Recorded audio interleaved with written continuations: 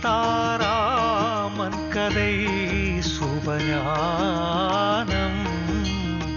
பிறவியின் பயன் தரும் பேரின்பதானம்.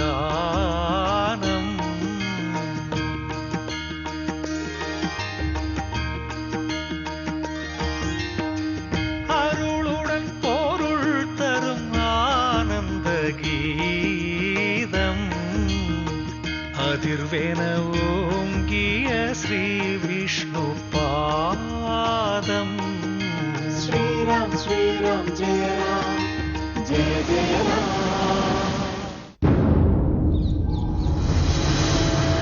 அண்ணி, தங்களது தாயார் வீட்டில் எவ்வாறெல்லாம் ராஜபோக வாழ்க்கையை அனுபவித்தீர்கள் என்று நான் அறிவேன். அப்பேற்பட்ட தங்களுக்கு இந்த இளையவன் அமைத்த குடில் பிடிக்குமா என்று தெரியவில்லை.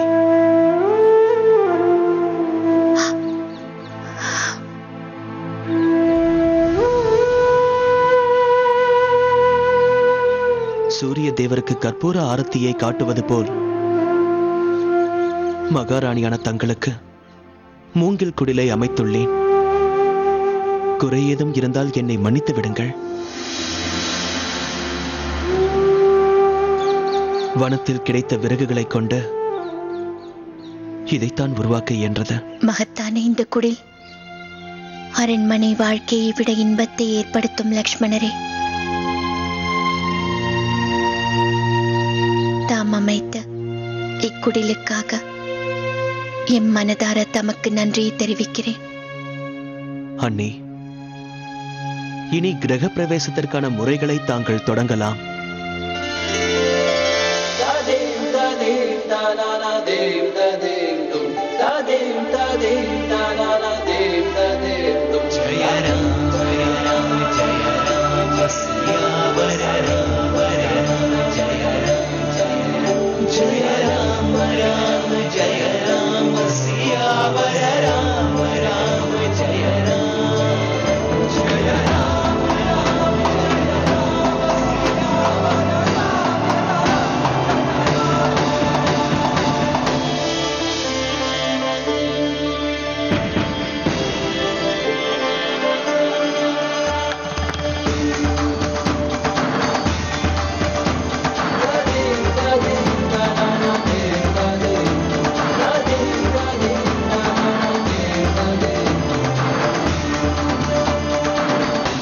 தாம் ஏற்படுத்திய இக்குடிலில் இடம் குறைவாக இருக்கலாம். இருப்பினும் அன்பால் உருவாக்கப்பட்ட உயர்வான இந்த இனிய இல்லத்தில் உங்கள் பண்பு மிகுந்த பாசமானது மிகவும் உயர்ந்ததாக எங்களுக்கு தெரிகிறது.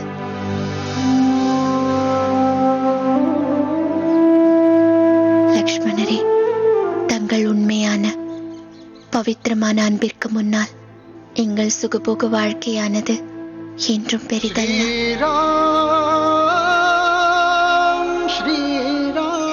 பாருங்கள்,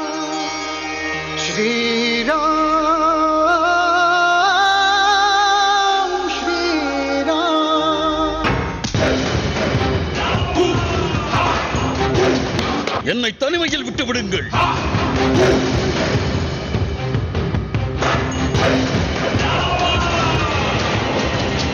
என்னை வரவேற்பதற்கான ஏற்பாடு மிகவும் மகிழ்ச்சிகரமாக இருக்கிறது. வணங்குகிறேன் குருதேவா. என்ன ஆயிற்று? எதற்கு இந்த கோபம்? நான் குழப்பத்தில் உள்ளேன். என் மனதில் உள்ளது கோபமா அல்லது பயமா? உயிர் உள்ள ஜீவன் அனைத்திற்கும் இந்த கோபம் ஒரு எதிரி. ஆனால் பயம் தன்னையே அழிக்கக்கூடிய ஒரு ஆயுதம். உன் குழப்பத்திற்கான காரணத்தை கூறு. விஷ்ணு, நான் ஒரு விஷயத்தை அறிய விரும்புகிறேன் குருதேவா. அந்த விஷ்ணு உண்மையில் எனது பகைவன்தானா? அதை எண்ணி நான் மிகுந்த குழப்பத்தில் உள்ளேன். ஒருவேளை என்னை அழிக்க வந்தது இவன்தான் என்று சனி கூறியது உண்மை என்றால், அதன் பிறகு அந்த விஷ்ணுவின் அவதாரத்தை அழித்த பிறகுதான் இந்த லங்கேஸ்வரன் உறக்கம் கொள்வார். வேகம் விவேகம் அல்ல என்பதை நீ புரிந்து கொள். உன் கோபத்தை கட்டுப்பாட்டில் வை. இது உன் அழிவின் ஆரம்பமாக கூட இருக்கலாம். என்னை யாராலும் அழிக்க இயலாது குருதேவா. நான் அமரனாவே. இலங்கேஸ்வரா, இரண்யகசிபுவும் அமரனாகத்தான் இருந்தான். அவனை அழிக்க வந்தவன் போல் உன்னையும் அழிக்க வந்தவன் விஷ்ணுவின் அவதாரம் என்றால் சற்று சிந்தித்துத்தான் செயல்பட வேண்டும். நிதானமாகத்தான் உள்ளேன் குருதேவா, நிதானமாகத்தான் உள்ளேன். ஆனால் என்ன செய்வது? என்னை அழிப்பதற்கு ஒருவன் பிறந்து விட்டான் என்று அறிந்த பிறகு கோபம் எல்லை மீறுகிறது.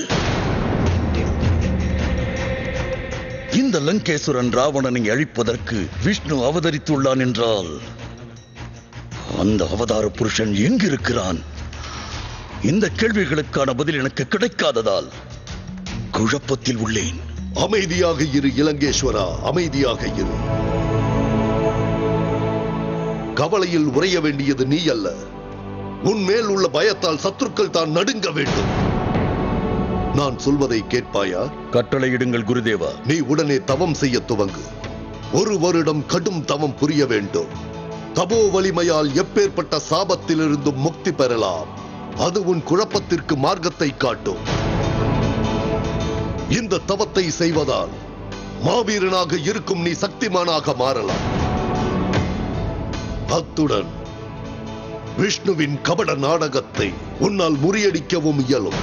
நான் உடனே தவம் செய்ய புறப்படுகிறேன். இப்பொழுதே புறப்படுகிறேன். இந்த ராவணனின் கேள்விகளுக்கான பதில் கிடைக்கும் வரை அன்ன ஆகாரமின்றி நீர் பருகாமல் உறக்கத்தை துறந்து தவம் செய்வான் குருதேவன். கபடதாரியான அந்த விஷ்ணுவின் சூழ்ச்சியை நான் தெரிந்து கொள்ள வேண்டும். அதுவரை எனக்கு ஓய்வே இல்லை.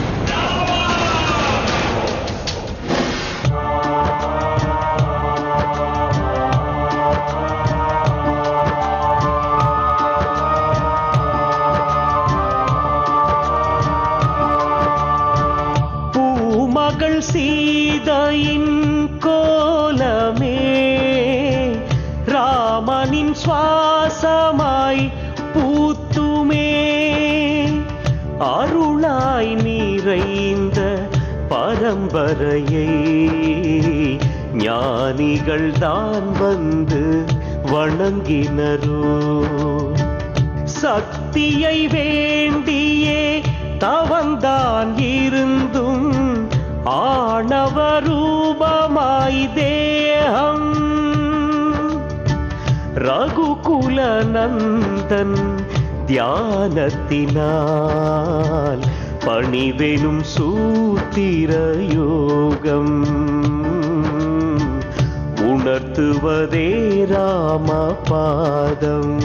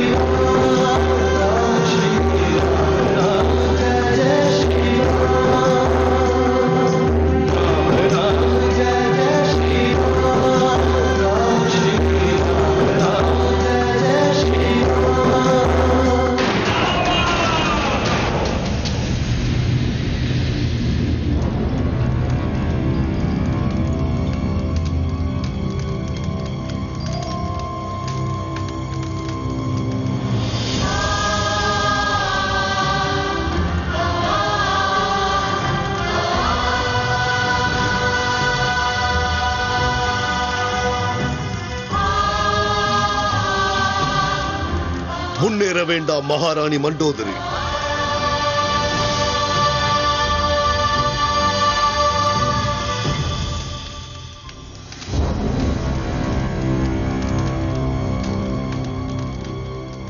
இந்த எல்லையை கடந்து உள்ளே செல்லாதீர்கள். வணங்குகிறேன் குருதேவா. மன்னிக்க வேண்டும் குருதேவா. நான் என் கணவரை காண விரும்புகிறேன். பொறுமை காக்கவும் மகாராணி. எவ்வாறு நான் பொறுமையாக இருப்பது குருதேவா? 1 வருடமாக என் கணவரை நான் காணவில்லை. அவரிடம் உரையாட இயலவில்லை. என் பதிக்கு சேவை செய்ய இயலவில்லை. என் மனதில் உள்ள குறைகளை கூறி அமைதி பெறவும் இயலவில்லை. குருதேவா, உண்மையை கூற வேண்டுமென்றால் தவம் செய்வது என் பதி அல்ல. அவருக்கு பதிலாக நான் செய்து கொண்டிருக்கிறேன்.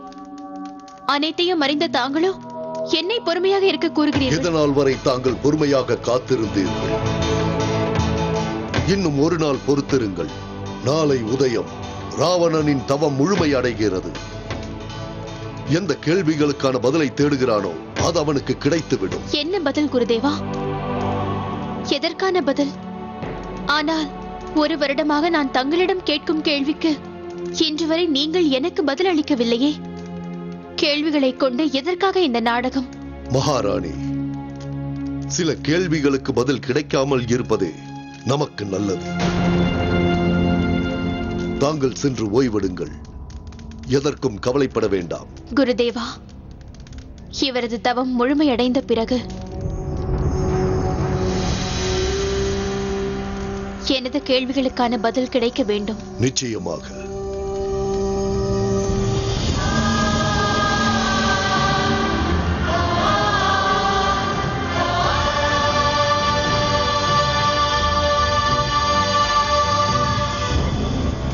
நாளைய உதயம் விஷ்ணுவின் அவதாரத்தை பற்றி ராவணனின் மனதில் எழுந்த கேள்விகளுக்கு நிச்சயமாக பதில் கிடைக்கப் போகிறது.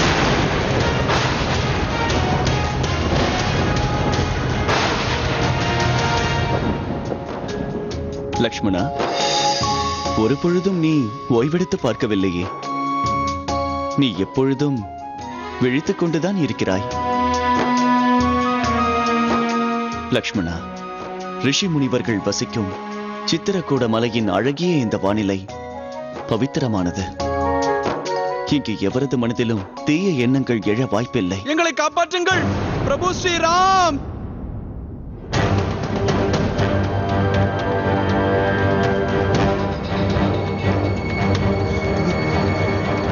பிரபு, தயை கூர்ந்து என்னுடன் வாருங்கள். கருணை காட்டுங்கள் பிரபு. ஏன், என்ன ஆயிற்று முனிவரே? அசம்பாவிதம் நடந்துவிட்டது பிரபு. என்னுடன் வாருங்கள். அருகாமையில் இருக்கும் கிராமத்தில் இருந்து மகரிஷி சக்கரதாரி தன்னுடைய சீடர்களை அழைத்துக் கொண்டு தங்கள் குடிலை நோக்கி சென்றுள்ளார். உடனே அங்கு வாருங்கள் பிரபு. வந்து எங்களுக்கு உதவுங்கள்.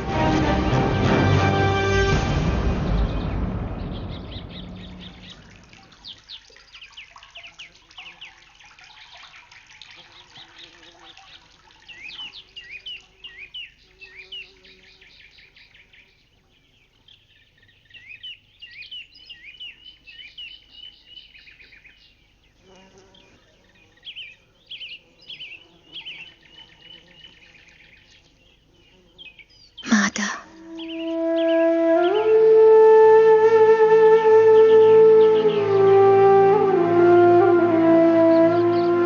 தாம் தயை கூர்ந்து நீரை அருந்துங்கள்.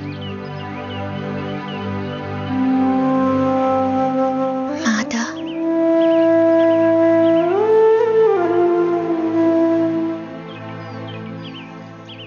ஏனம்மா மௌனமாக உள்ளீர்கள்? தேவி, இந்த தாயின் 15 வயதான மகன் கொல்லப்பட்டுள்ளான். இவர்களால் என்ன பேச இயலும்? இந்த செயலை செய்தது யார்?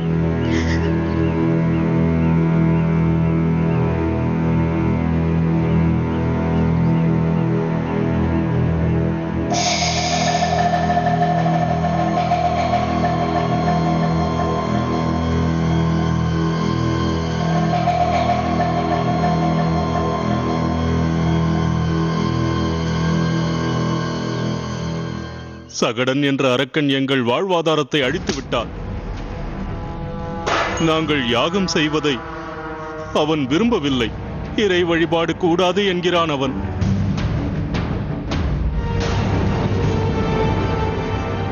பதினைந்து வயதான எனது மகன் அவனது கொடுஞ்செயலுக்கு எதிராக குரல் எழுப்பிய போது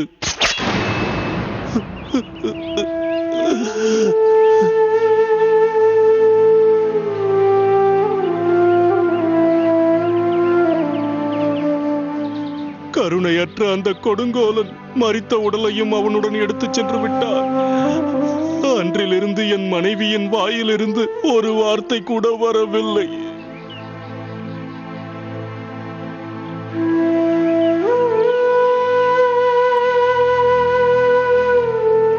ராமச்சந்திர பிரபுவே, தயை கூர்ந்து எனக்கு உதவி புரியுங்கள். என் மகனின் தேகத்தை எனக்கு மீட்டு தாருங்கள். அதன் பிறகுதான் அவனது ஈமச் சடங்குகளை எங்களால் செய்ய இயலும். அவனது ஆன்மாவிற்கு சாந்தி கிடைக்கும்.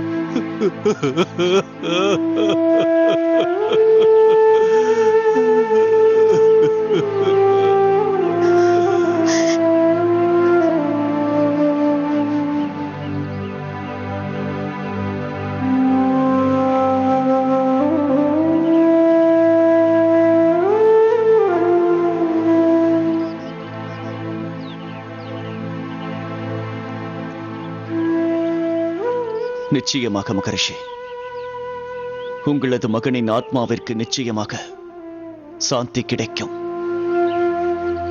அவனை வதைத்த அந்த துஷ்டனுக்கு நான் தண்டனை அளிப்பேன். உங்கள் மகனின் உயிரை பறித்த அந்த அரக்கனை நான் வதம் செய்வேன். தாங்கள் நினைப்பது போல் அவன் சாமானியமானவன் அல்ல. அந்த அரக்கன் மிகுந்த சக்தி வாய்ந்தவன், சாமர்த்தியசாலி. நம்மில் யாராவது அவனை சீண்டி பார்க்க நினைத்தோம் என்றால் அவன் இந்த சித்திர கூடத்தையே நாசமாக்கி விடுவான்.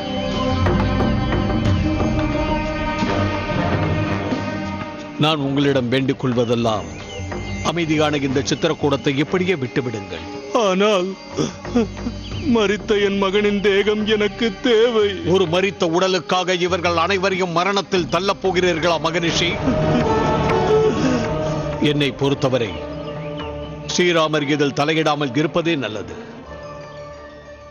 மகரிஷி, தாங்கள் கவலை கொள்ளாதீர்கள். தீய சக்தியின் தாக்கம் அதிகமாக இருந்தாலும் அதனுடைய முடிவு நிச்சயமானது. உங்கள் மகனின் உடலை மீட்பதற்காக நான் நிச்சயம் செல்வேன். அந்த அரக்கனை நாம் சீண்டினோம் என்றால் இங்கு ஒருவரும் உயிரோடு இருக்க மாட்டோம், அனைவரும் அழிந்து விடுவோம். அவன் சர்வ வல்லமை படைத்த மகா அசுரன்.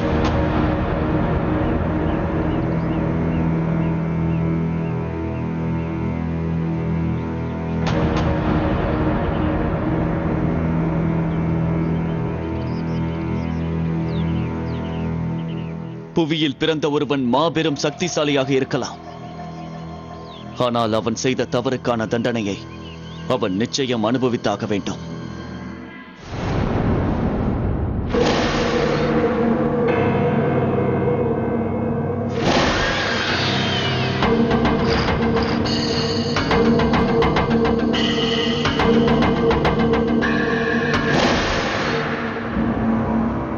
தண்டனையா?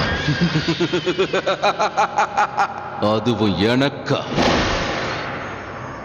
மகா ரிஷி சக்கரதாரி, 2 இளம் ரிஷிகளை என்னிடம் அனுப்பி வைத்து என் கோபத்தை தூண்டிவிட்டாய். அதுவும் ஒரு விதத்தில் நல்லதுதான். இனி அந்த 2 இளம் ரிஷிகளும் இந்த புவியை துறந்து மரணலோகம் செல்வார்கள். மரணலோகம் செல்வார்கள். மகரிஷியின் மைந்தனின் சடலத்தை பெற்றுக் கொள்ளத்தான் அவர்கள் வருகிறார்கள் அல்லவா? வாருங்கள் இளம் ரிஷிகளே, வாருங்கள். உங்களை வரவேற்க நான் காத்துக் கொண்டிருக்கிறேன். விரைந்து வாருங்கள் இளம் ரிஷிகளே.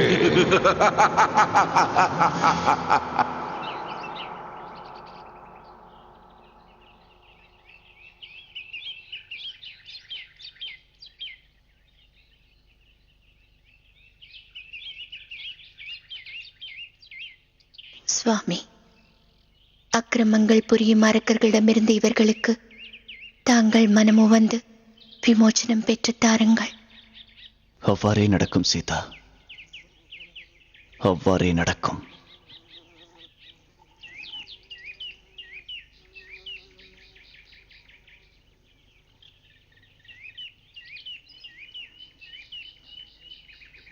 நம்மவர்களை பிரியும் வலி என்னவென்பதை நாங்கள் நன்றாகவே அறிவோம். சிலர் தன் மகனை இழக்கிறார், சிலர் தன் தந்தையை. ஆனால் அந்த வேதனை மனதை ரணமாக்கி விடுகிறது மகரிஷி. என்னை ஆசீர்வதியுங்கள். செல்லாதே மகனே.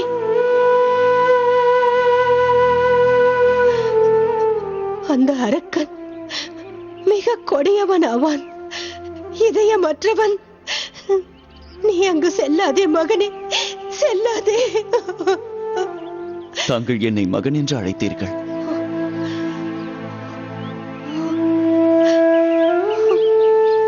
ஒரு மகனாக எனது கடமை தாயின் துயரத்தை போக்குவதுதான்.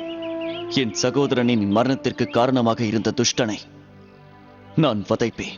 அது எனது கடமையாகும்.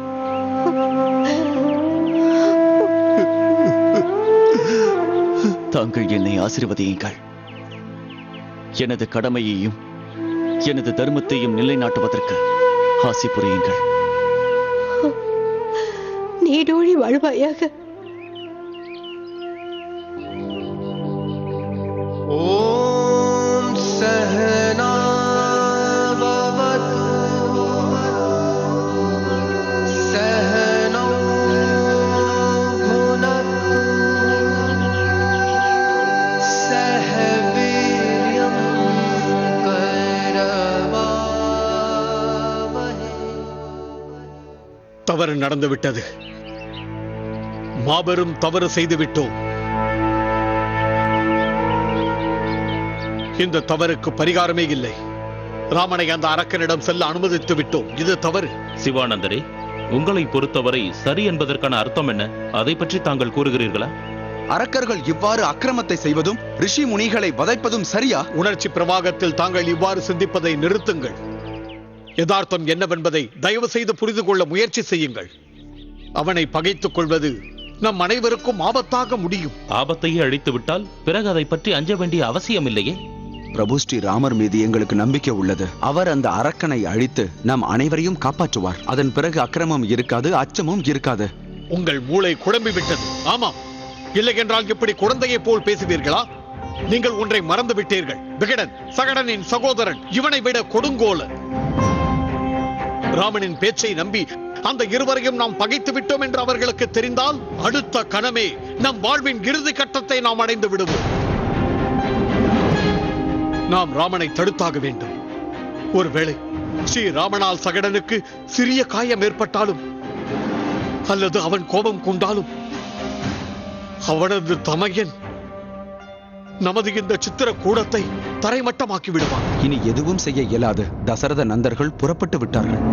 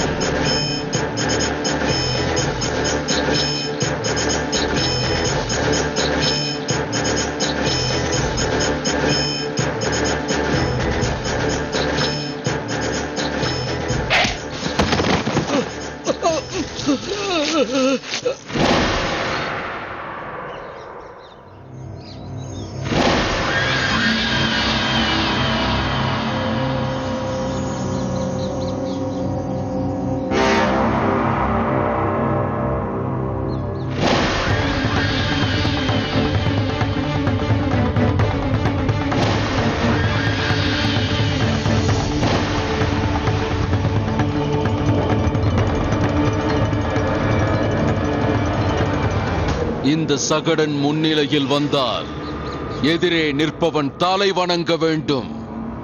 எவனது சிரம் வணங்காமல் நிற்கிறதோ அவன் சிரத்தை உடலிலிருந்து பிரித்தெடுத்து விடுவேன். மகரிஷி மைந்தனை மீண்டும் உயிர்த்தெழவை. அவ்வாறு செய்துவிட்டால் நாங்கள் இருவரும் உனக்கு தலை வணங்குவோம்.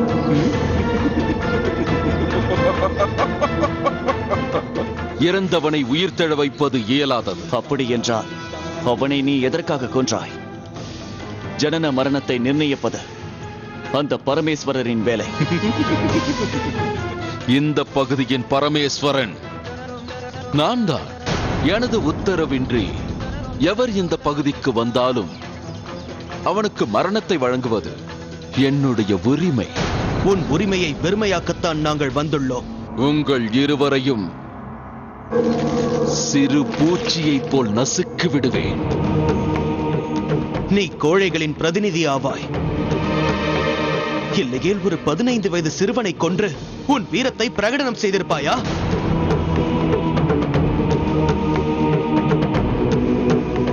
மகரிஷி மைந்தனின் மரித்த உடலை எங்களிடம் ஒப்படைத்துவிட நாங்கள் அமைதியாக இங்கிருந்து சென்று விடுகிறோம். அந்த மகரிஷிக்கு ஆதரவாக நீங்கள் வந்துள்ளீர்கள் அல்லவா? இந்த சம்பவத்திற்கு பிறகு அவர்களுக்கும் இந்த பகுதியின் பரமேஸ்வரன் நான் தான் என்று புரிந்துவிடும்.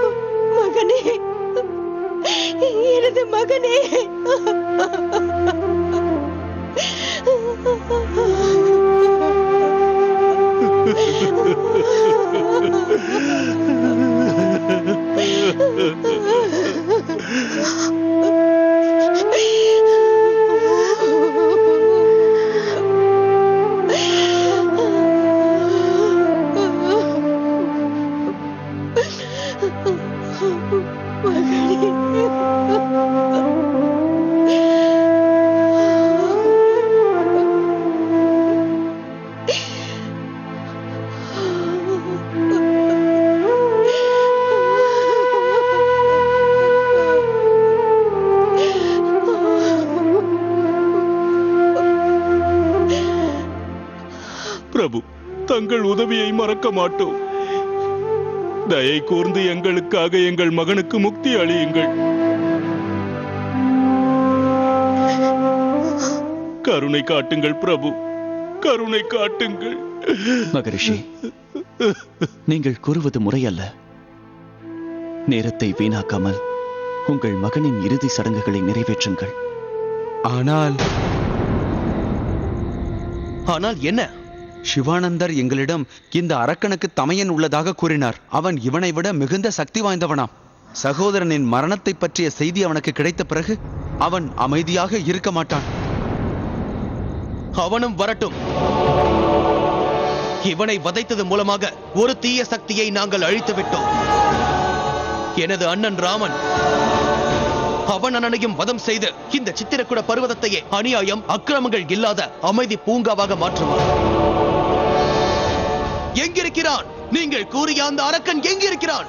அவனுக்கு துணிச்சல் இருந்தால் இக்கணமே அவனை என் முன் வர சொல்லுங்கள்.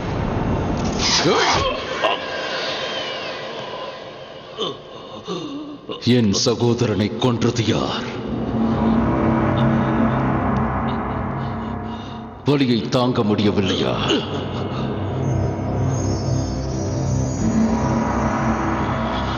எனக்கும் வலிக்கிறது. பதில் சொல். இந்த செயலை செய்தது யார்? சித்திரக்கூடத்தில் இருந்து வந்த இரு இளம் ரிஷிகள். அவர்கள் இருவரில் ஒருவரது பெயர் ராமன். ராமன்? சித்திரக்கூடத்தில் ராமன்? ராமா, நீ அந்த யமனுக்கு அறைகூவல் விடுத்து விட்டாய்.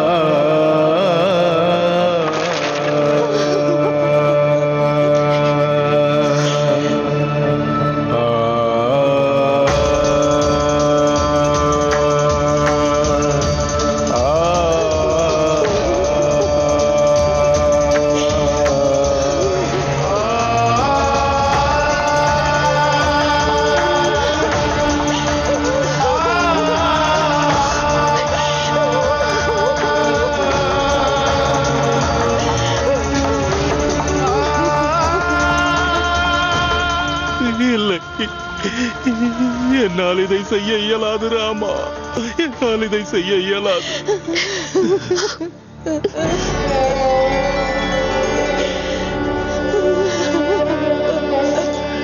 இந்த கைகளில் வளர்ந்த மகனை இதே கைகளை கொண்டு நான் எவ்வாறு தகனம் செய்வது? என்னால் இயலாது. தந்தைக்கு கொள்ளி வைப்பது மகனின் கடமை.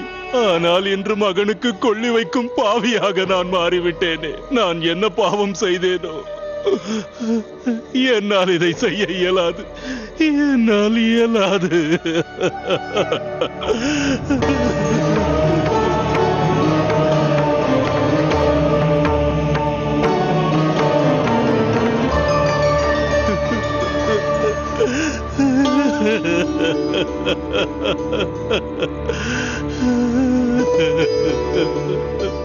மகரிஷி, தங்கள் மகனின் இறுதி சடங்கை தாங்கள் தான் செய்ய வேண்டும். இல்லை ராமா, இல்லை, என்னால் இயலாது. என்னை மகன் என்று அழைத்தீர்கள் அல்லவா?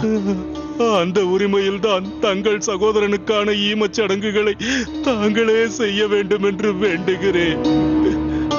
தாங்களே முன்னின்று என் மகனை அந்த அக்னியில் தகனம் செய்து விடுங்கள் ஸ்ரீராமா.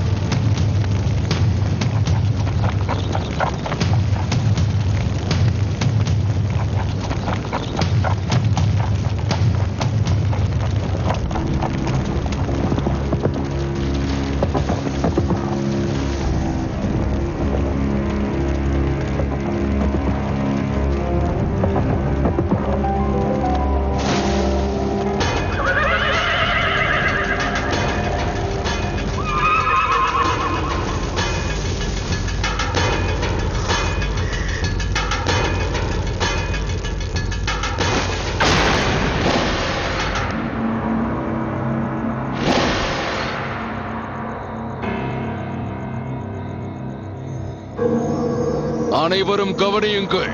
சித்திரகூடத்திலிருந்து வந்த 2 ரிஷிக்கள் தான் என் சகோதரனை கொன்றதாக கேள்விப்பட்டேன்.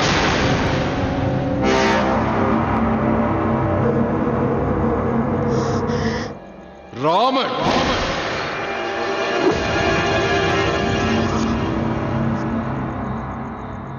உனது பெயர் என்ன? ரிஷி ஆனந்தன்.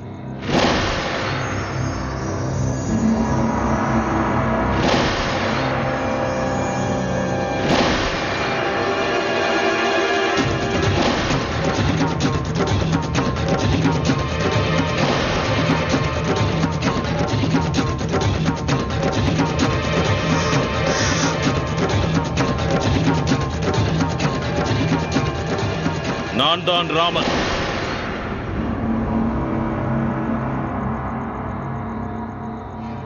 ராமனை காப்பாற்ற நீ பொய் உரைக்கிறாய். உன்னால் என் சகோதரனை கொன்றிருக்க இயலாது. அவ்வளவு ஏன், அவன் முன்னால் உன்னால் சரியாக நிற்கக்கூட இயலாது. போய்விடு. ஏய், இங்கு ராமன் யார்? ராமன் யார்? பதில் கூறுங்கள்.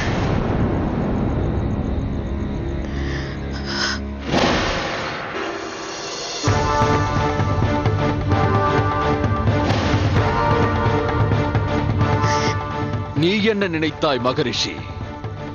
அந்த ராமனை வதம் செய்யாமல் இங்கிருந்து சென்று விடுவேன் என்று நினைத்தாயா?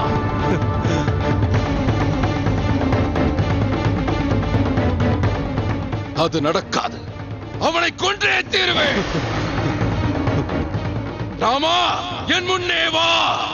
இல்லையேல் இந்த மகரிஷியின் சிரத்தை அக்னிக்கு இரையாக்குவேன். என் முன்னே வந்துவிடு.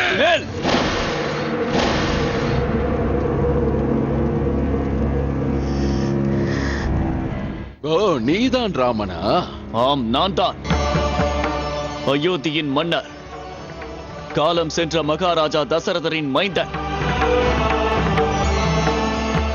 ராமன். ராமன், ராமன், ராமன்.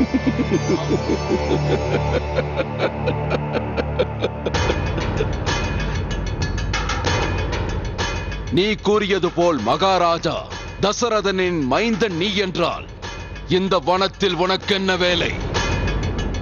நீ என்னிடம் பொய் சொல்கிறாய், பொய் சொல்கிறாய். ரகுவம்சத்தை சேர்ந்தவன் என்றும் பொய் உரைக்க மாட்டான்.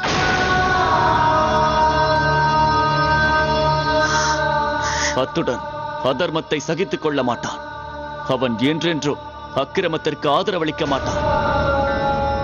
ஆனால் நீயோ அதர்மம், அக்கிரமம், ஒழுங்கீன செயல், பொய்மை, அநியாயம் இதற்கு மட்டுமே துணை போகிறவன். ஆதலால் தான் நான் உண்மையை உரைத்தாலும் உன்னால் அதை ஒப்புக்கொள்ள இயலவில்லை.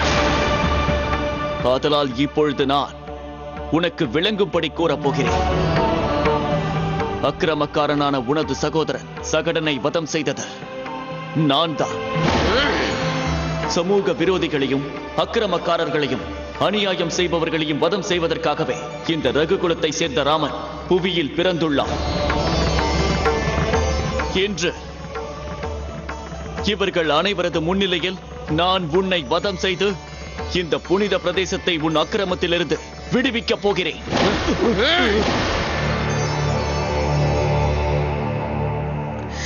ராமா, உனது வில்லை கீழே இறக்கு. இல்லையேல் இங்கிருக்கும் ஒவ்வொருவரையும் உன் முன்னே விட்டிருக்கும் அனைத்து ரிஷிக்களையும் வதம் செய்து விடுவேன்.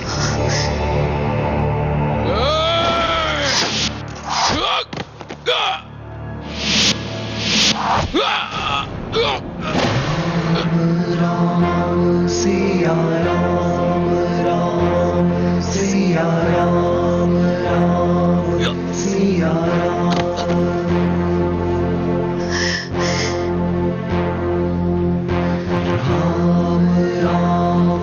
பிரபு ஸ்ரீராமர் வாழ்க! பிரபு ஸ்ரீராமர் வாழ்க!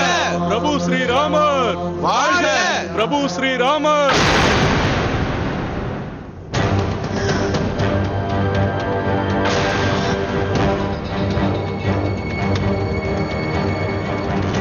ராமன், லக்ஷ்மணன், சீதை இந்த மூவரும் உடனடியாக இந்த இடத்தை விட்டு செல்ல வேண்டும்.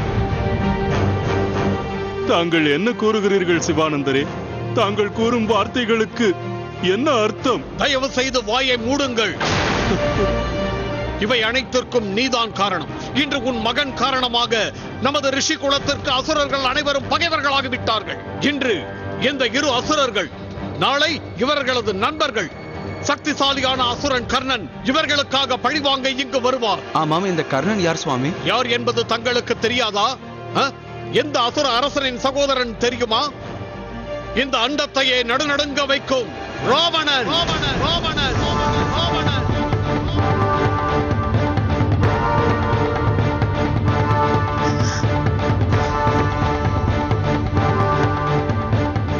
அவனுக்கு 20 கைகள் உள்ளது, 10 தலைகள் உள்ளது. அவன் இருப்பிடம் எவருக்கும் தெரியாது. ஆனால் ஒன்று நிச்சயம், அவன் பிரம்மதேவரிடம் வரம் பெற்றவன். வானரம், மானுடன் இவர்களை தவிர வேறு எவராலும் அவனை கொல்ல இயலாது. அவன் அமரனாவான், அழிவில்லாதவனாவான். தன் கட்டை விரலால் கைலாயத்தையே தாங்கி பிடித்தவனாம். அவனை போன்ற பலசாலியான அரக்கனை நம்மால் சமாளிக்க இயலுமா? ராமனும் லக்ஷ்மணனும் இங்கிருந்து செல்லவில்லை என்றால் அந்த அசுரன் கர்ணனுடன் சேர்ந்து அந்த ராவணன் நம் அனைவரையுமே அழித்து விடுவான். இந்த சித்திரக்கூடமே அதன் பிறகு